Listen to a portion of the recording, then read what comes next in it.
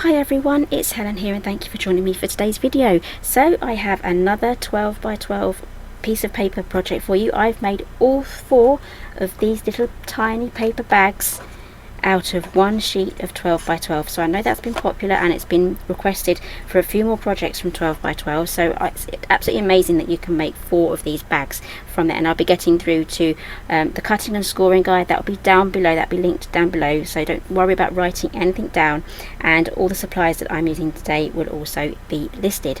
Okay, so these are absolutely perfect for popping in some little treats. Here we go, I've got some nice Santa Claus ones there and some little round chocolate balls in there, so those fit perfectly in there. They're going to be perfect for teachers' gifts. Now that's enough waffling on for me, so I'd like to jump straight into the project now, so that is coming up in just a moment.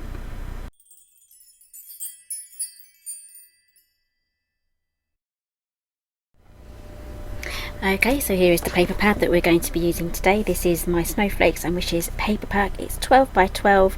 They are single-sided and you get 24 sheets, so that's 3 patterns of each design. So I think it's 8 designs. So let's choose our paper. So I really like all of these, so I'm going to be spoilt for choice here. I'm thinking maybe this one. Oh, I do like these dark snowflakes as well though. I'm going to keep that one out, pull that one out. And all I have to do with this is cut this into 4. So I'm going to get my big paper trimmer out there and just cut that 6 inches by 6 inches.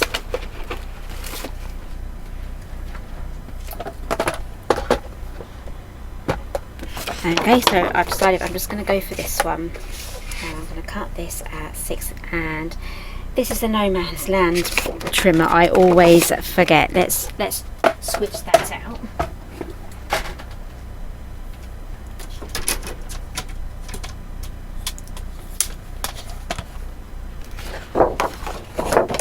Okay, so I've gone for my other trusty Fiskars trimmer. I'm just going to cut that one, and then we'll cut it again at 6. I do have a new blade for this, I just haven't put it on yet because it's starting to fray. That's what I like about my other one, it's a self-sharpening blade, but as you can see it's starting to fray on the edges, so I need to change my blade. I do have a new one, but because, well, I haven't had the time and I rarely use this trimmer, I haven't replaced that yet. But if this is happening, do try and keep this area clear as well if that is fraying as well. That can also encourage the fraying if you've got bits of fibres stuck in that little slot there. So that is something to be wary of. So I do absolutely love my other paper trimmer. It's such a shame though that I lose the 6 inches on that. But anyway. Okay, so let's grab the scoring board. I'm going to be using the We Are Memory Keepers scoreboard. I love this one just for the fact that, hopefully it will focus, it shows you the 3/4 and the 7/8, and it actually says each one instead of it being a notch. I do have the Martha Stewart one as well, but the notches sometimes confuse me. Let me show you. So these do sometimes confuse me a little bit because, well, they're not labelled. So I do love the We Are Memory Keepers ones for this one. Right, so don't worry about writing any of these measurements down. There is a project page for this project on my website. The link will be down below. It will take you straight there. This video, the cutting guide, everything's there. So also the materials list as well, and everything that I'm using. So 6 by 6 is our piece of paper, and you need to score at 1 inch, 2 3/4, 3 3/4, and 5 1/2. Turn it once, doesn't matter if you go clockwise or anti-clockwise, as long as you turn it just the once. So all of your lines are now horizontal, and you need to score at 1 and 4 1/2. Now that's it for scoring, so now we can go ahead and start folding.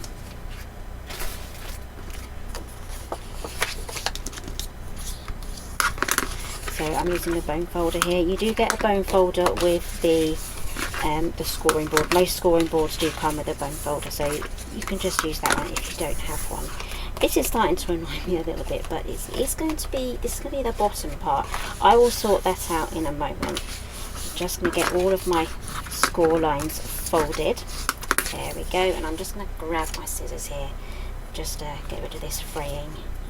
What I should have done was I could have cut this into the 6 inches, and then it would have fitted in my little Tim Holtz guillotine. That would have worked as well, but anyway. Write in the comments, because I probably won't change my blade, but if you write in the comments I will probably be reminded, so let me know. Just shout out, change your blade, Helen. Okay, so we have the smaller section here, we have this larger section at the top, and it's so bright you can't see what I'm doing, so let's turn these lights down a little so you get, hopefully we can get a little bit of shade there. There we go, I'm hoping that's visible now. So we have the smaller section here and the larger section. So this is going to be the top, this is going to be the bottom. All I'm going to do is cut into this section here, and then I'll show you exactly which parts I have trimmed off. So I'm cutting up the score lines here, and if you want to taper the squares, you can do. What I'm doing is I'm actually removing the entire score line there, so the score line has gone. So I've cut it so that the score line is on the square, and then that gets trimmed off completely. Now we have this section here, which is a little rectangle, so I'm going to cut up that section, turn it, so we have this long line here now, and I'm going to taper it just like that. I'm going to keep that aside because I'm going to try and put this together again so that you can see which parts I have cut off and which parts I have kept. Do the same on the top. I'm going to keep that there. Right, so now we have this row on the top, so I'm going to turn it round now so that we can kind of visualize it the way it's going to go together. This is going to be our flap, and or you can keep this side as your flap, it's up to you. We need to remove 3 of these, as long as you keep one of the larger sections. So I'm going to lose this one, and this one, and I'm going to cut it so that I trim off the score line, so the score line is still going to be attached to our wastage, and just go straight up to that intersection here. And I'm going to cut downwards. There we go, and then I'm going to show you which parts I've kept and which parts I've not. So let's pop that there and there. Those are the parts that I have trimmed off. So I'm hoping you can visualize that now, and don't worry if you go through this and you trim off the wrong parts. We've all done that, so don't worry about that at all. Okay, so I'm going to go to the, what's this? It's a corner punch. Loads of brands do corner punches. This one is my favourite. I absolutely love this one. This is by Xcut, and I've had this in my stash for a good old 6 or 7 years at least. So this is going to be a rounded corner flap there. I will see if I can link this down below. If not, I will find something else that will do. So we are now ready to start gluing this together. So I'm going to be using Cosmic Shimmer. I keep mine in a tiny little bottle. These are available at Craft Stash, and you get a pack of 3. And what I'm going to do is I'm going to add the glue. You can use some red tape as well, something nice and strong. Okay, and what I'm going to do is fold that down just like that, and then fold that in. It's really coming together now. And then fold these in. Now this is going to be the front of my box, so I'd like this flap here to be going in last. I'll show you what I mean. I'll do a dry run. See, this is a lot neater having this neat corner here than having this one on show there. That's going to be sort of visible, especially as I have a bit of fraying. So I'm just going to add glue just to those tabs there, pop that on, add some glue here. Now I love this Cosmic Shimmer because it does dry super fast. Okay, there we go. So all we have to do now is just pinch those sides in slightly, and then that is going to go down just like that. So what you can do now is you can use some Velcro. I will show you which pads I use. I get a lot of questions about the pads that I use. I use these Velcro pads here, super slim ones. These are from Amazon. You can get them in a pack of 100. This is the last.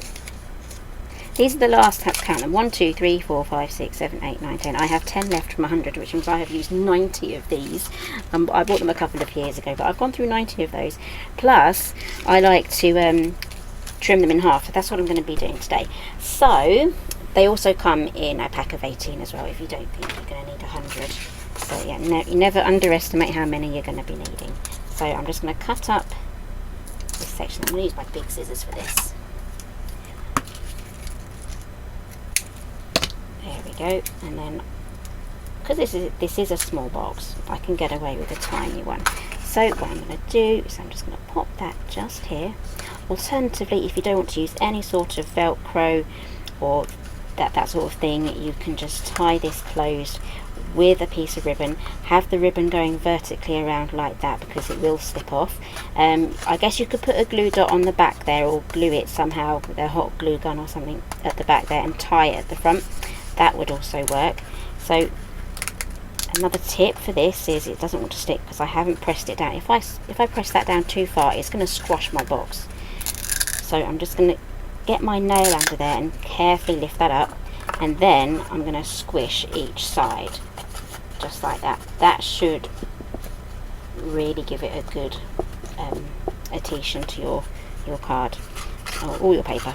Again, you can make this from cardstock as well. It doesn't have to be paper, but it's a lot faster and more visually effective if you use that. So you can squeeze these in if you want, or just have the tops open. So that is coming together super nicely. I love how that is looking. So let's put everything away. So let's decorate now. What are we going to use? We are going to be using some stamps here. These are the Christmas sentiment stamp set. This is from my first Christmas collection this year. My next Christmas collection is coming out very soon, so I'm going to be going for Happy and Merry. So let's grab that out. I like to trim up just the side here, just so I can get to my stamps really easy. I do that on all of my stamp sets now. It's so much easier than trying to slip it in and out. So I'm going to be using that. So grab yourself an acrylic block, and I have some navy ink here. This is Paris Dusk. I love these Memento ones. I did buy that in a big multi-pack of different colours, and then I'll be die cutting it out with one of these labels. So this is the Stitched and Labels Sentiments die set. I have no idea whether this is in stock.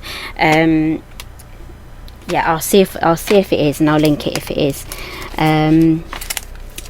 Right, cardstock. Let's use some cardstock. I'm going to be going for this blue here. I think this is baby blue. This is the foundations range from Creative Expressions. I will link that down below as well. So let's get this stamped on. So you can either take your stamp to the thing, but I prefer to pick this up and then stamp on there just like that and get some really good coverage. And I'm trying out a new mat actually. I'm hoping it's still available. This is by Chloe's. It's like the stamp pad. Gives you really good impressions. It's got a bit dark now, so let's turn that light back up again. There we go. Right. Just need to re-ink this.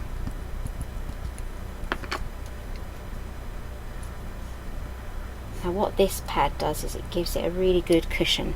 So it makes it just like you're using a rubber stamp. Now with rubber stamps, you have a little grey cushion behind the rubber bit, and that helps to give you a really nice even pressure when you stamp down. But if you do it on a straight hard surface, you can get like bald patches. Have I got an example here? No, I don't. I do. Here we are. One of my, see, I have a little bit missing here, just on there. I didn't use my stamp pad, so this is really good and handy to have. I love that. Okay, so let's get this die cut out. I'm going to go straight to my big shot now. I'm making a bit of a mess beside me here.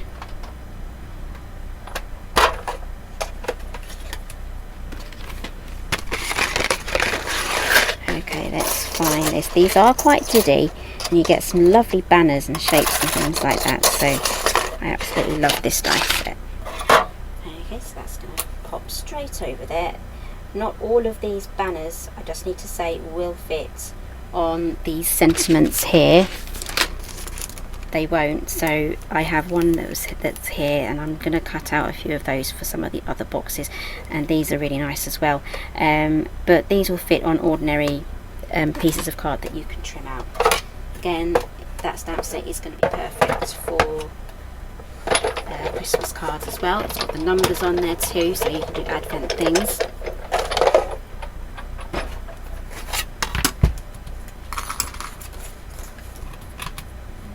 This really does like to stick down. Okay, we're almost there. All I have to do now is just add this onto there, and perhaps add a bow. I could probably pop it down there because I want this to be a feature here. So I'm going to pop that up with some foam pads, which I have put away actually. I had a little bit of a tidy up the other day, and yeah, things got put away, so I can just dig them back out again. I'm thinking, oh yeah, that will work. I thought I might have to cut that down, but we're good. We are good. All we're going to do now is pop that on there.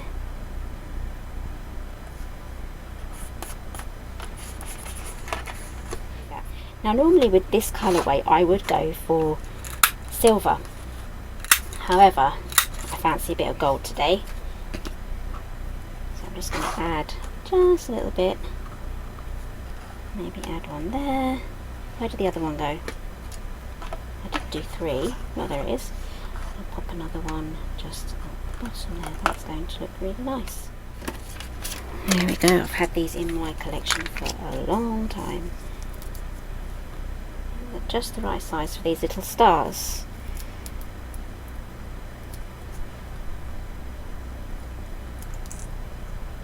And again, everything looks better once it's popped up on a bit of foam. It really does. It really does make that little bit of difference.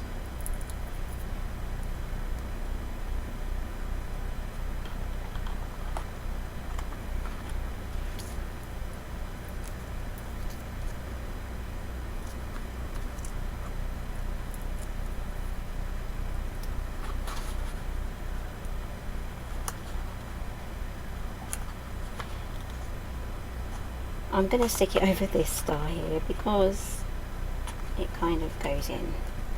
It blends in really nicely just like that. So that is a beautiful little treat box, if you can imagine that on a nice tablescape, or if you have guests coming over, it's going to be perfect as little treats on plates and things. You can put their names on it. There's loads of little things that you can do for that, even teachers' gifts, or if you like to give like for your children's friends and things, it's going to be absolutely perfect for that.